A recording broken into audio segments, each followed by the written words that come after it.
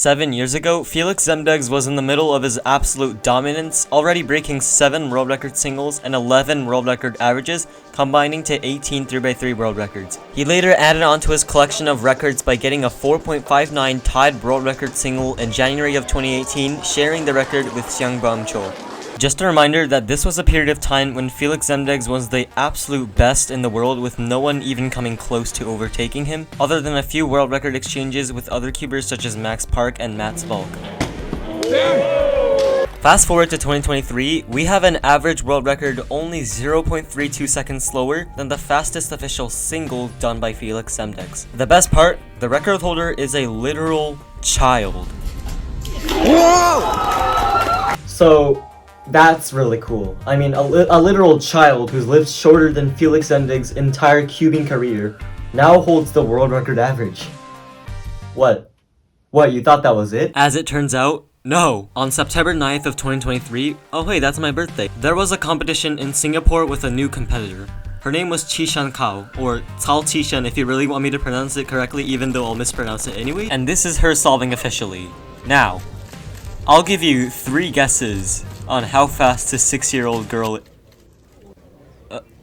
Okay, you know what, I quit this job. I'm not gonna... Not only was this a sub-6 average on her first competition, this also made her female world record holder. Both of these cubers stand out not only because they're fast, but because of how young they are. This is very different compared to a few years ago, where most, if not all, world-class cubers were at least teenagers. It's amazing to see this much improvement in cubing in such a short amount of time. The Chinese cubers being unleashed after years of no competitions clearly give a new kind of competition to many other cubers already known by many. Today, I wanted to go over these 2 speedcubing prodigies, what makes their solving style so unique for their age, and what this means for the future of cubing.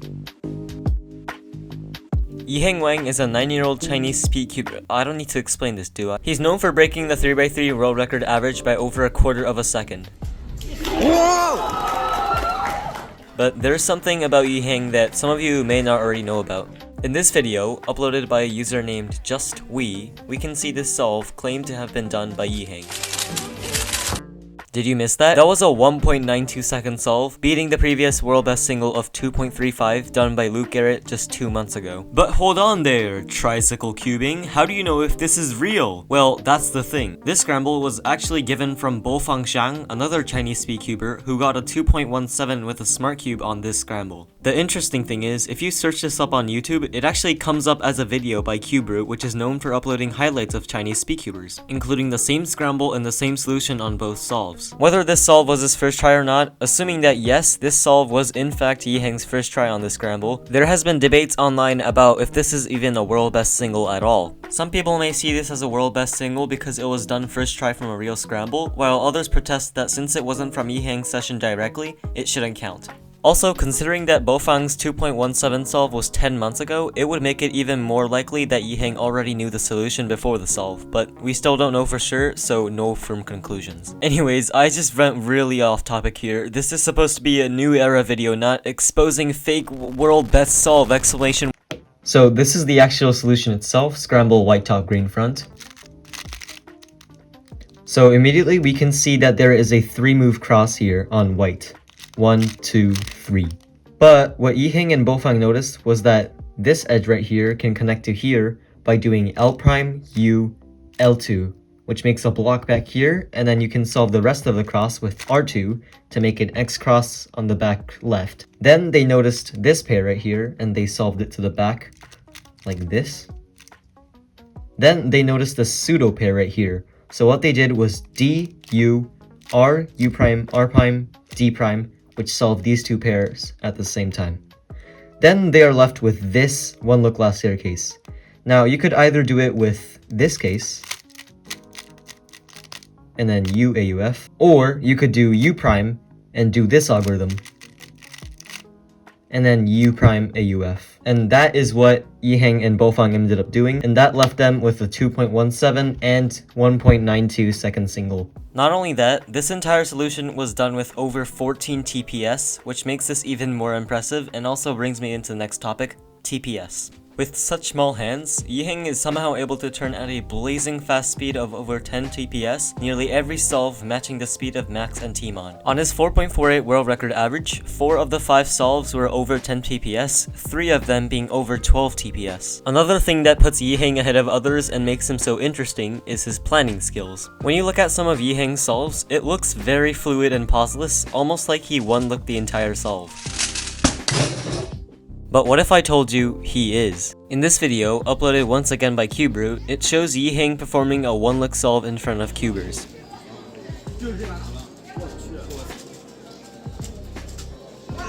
And there are a bunch of other similar videos too. Jesus Christ. Now, because Yiheng is able to plan so far ahead into his solve during his inspection time, many people say that he might start using C-fob during his 3-blind solves, which I disagree, and here's why. Even though Yiheng can do this within inspection time, that's not really good enough for 3-blind. In 3-blind, world-class solvers typically finish memo at around 5 seconds compared to planning the entire solve, which, mind you, hasn't technically happened yet as a full-step solution, which would probably take close to all of the inspection time, which is 15 seconds. And that's really not good enough, because by the time Yiheng is done planning the entire solve, Tommy Cherry would already be done with his solve. That is, of course, if we were talking about Yiheng being a world-class blind solver, but since he can already plan so much within 15 seconds, he could still be a very good blinder. Imagine being able to tell someone that you do 3-blind with C-fob. So that's pretty much it for Yiheng, but now let's move on to someone that's quite new to the discussion, Qixian Cao. Okay, I'm sorry, but for this entire section of the video, I'm gonna be winging the pronunciation of her name because it's gonna sound even worse if I attempt to pronounce it correctly and still fail to do so. So since she's pretty new to the discussion, there isn't that much information about her yet, but here's the general story. Qixian Cao is a 6-year-old Speedcuber who recently attended her first competition where she got a 5.97 average, which is a female world record and the first sub-6 average done by a female. As you can see, the F2L of her solves look nothing out of the ordinary, but for her last law and last layer, she does something interesting that caught my attention. This is really hard to see, but we can see that for her last F2L pair, the edges on top was partially misoriented, which she fixed using what seems like a memorized algorithm, followed by a ZBLL algorithm. So here's another reconstruction, scramble white top green front. So in this scramble, Qixian did the white cross, and this is something that you would see a lot with Chinese Speedcubers, which is they would start with the cross color at the front or at the back like this, and then they would use Y moves to solve the cross while putting the white cross on the bottom to the D layer. So what she did in this case was this, which solves the cross, and all you need is a D prime to solve the entire cross. But this is not what Qixian did. Instead, what she did was U wide prime, and the reason why she did that was because she noticed this pair during inspection, and if you would do D prime, it would be a misoriented edge, which would mean you have to rotate and solve it in like this, which is also at the front slot. So that's why she did U wide prime and then insert it straight to the back, into the back like this. Then she had this pair, which she solved like this. Then she had this pair, which she solved like this. Then she's left with this, and instead of doing this to pair it up and then inserting it like this, Qixian actually did a ZBLS algorithm here, and this is the algorithm.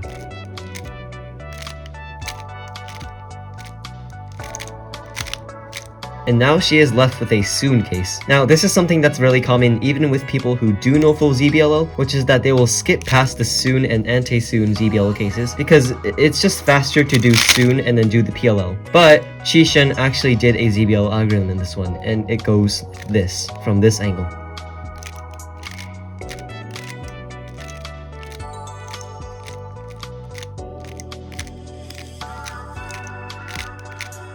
And then U prime AUF, and that's quite a long algorithm, but this got her a 5-second solve, which is pretty impressive considering that she did all of this just to get a soon ZBLO, which not a lot of people do actually. In the solve, she flows through the ZBLS and ZBLO so flawlessly and seamlessly. The recognition of the ZBLO case she has is actually incredible for her age.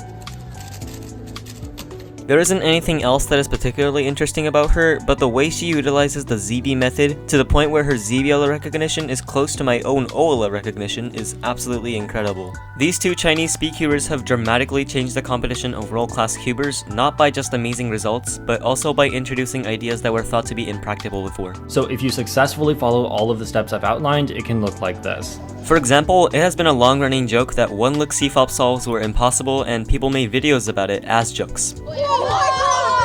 But now, we actually have a legitimate possibility that the one-look method will become bigger with world-class solvers. Yiheng has continued to upload videos showing his one-look F2L skills, and it's not just him that's practicing one-look F2L, but Timon has also recently started planning one-look F2L too. But not just only techniques, but also just a general rise of younger and younger cubers who is somehow insanely good.